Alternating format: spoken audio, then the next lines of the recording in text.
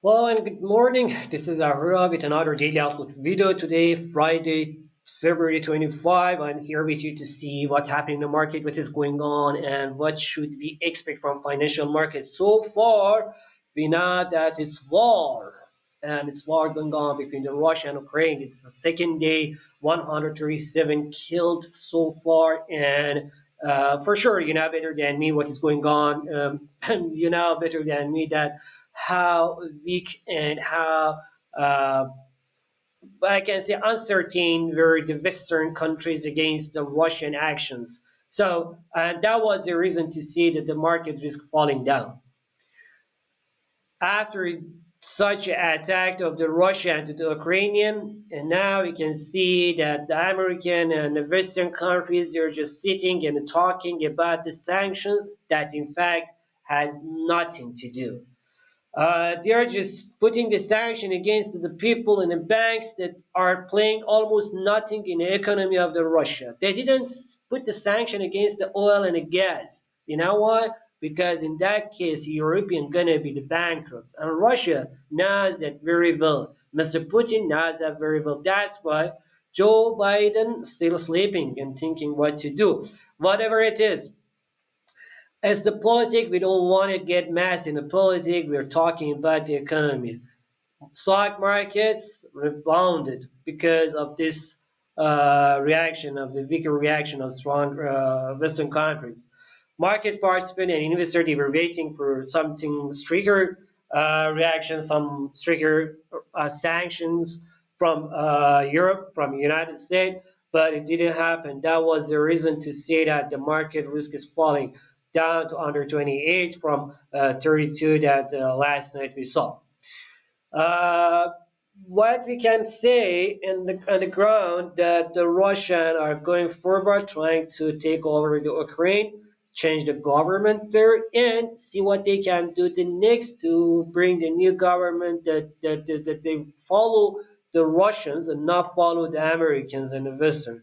What the Putin says that we are a nation there, and we can solve our problem here. We don't need to third person like American and the Europeans comes and tell us what we should do between two brothers. So we can sit as a brother, we can sit as a family and solve our problems. This is what the Russian thinks, and I'm not judging who says what.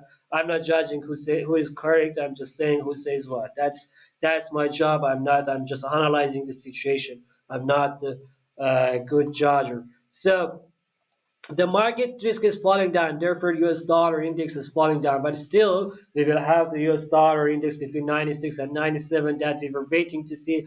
It is not the situation and the position of US dollar is not out of these lines. About gold demand is fell down. Look at here, 1,878. We were talking about these levels.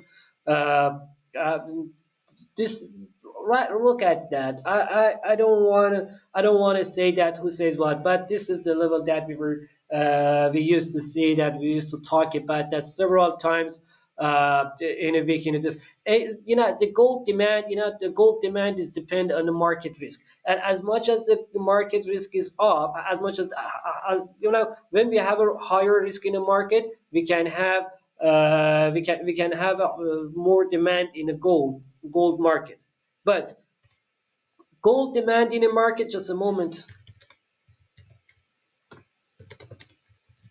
Gold demand in the market, as I told, directly depends on the market risk. So the market risk is falling down, as we can see here. So the safe haven demand of gold is decreasing. But should we wait for?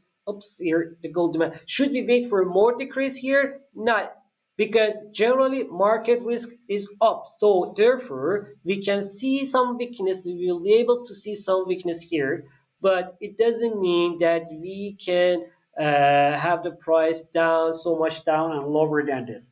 1,870 and 80 is the level that is so much kind of, so I can say that so much is possible to see. So above this area, above this trend line, the gold market is in an uptrend above this trend line. This is the line that we are talking before. It's gonna go in this way. lower, slower, but still uptrend in the gold. Same situation we have for oil market. Oil, they just don't forget that that all the sanctions that we had right now, all this news that we had right now, none of them are didn't touch the oil and the gas market. Therefore, we don't see that shock again in the market because the market understood that the European and American for now they need the Russian oil, they need the Russian gas for their energy. Therefore, they are not going to do something stupid. Therefore, and that means oil and gas price should be increasing, as we can see, at least above 91, $92. Gold and oil price. Or we can see that US oil above $92, 91, $92 can continue to be, but still in general uptrend. For the gas, 4.40, 4.70, 80, that's the level that we can see. I think a little bit, even more a little bit from here, around $5, but still the gas also is uptrend, in a clear uptrend. Stock market, can they continue increasing or not? It's like, and whatever whatever we say about the stock market, still between 4,300, as long as it is trading under 4,300, we can say that the downtrend is way much more likely. For now, since the market is under pressure from the geopolitical tensions, and at the same time, we will have the Federal Reserve meeting in the next week, in next month, in February, in March. We have to wait and see what's going on. Therefore, before Federal Reserve meeting, most probably still stock markets will be under pressure. But what is my perspective is that Federal Reserve is not going to be too much hawkish. Therefore, this downtrend can end after Fed meeting, and we will be able to see the uptrend in the stock markets generally after Fed meeting.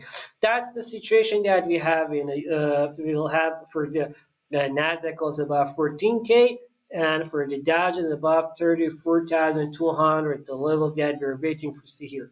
European stock market is also increasing. It's going to be open in a few hours. Bitcoin and other cryptocurrencies.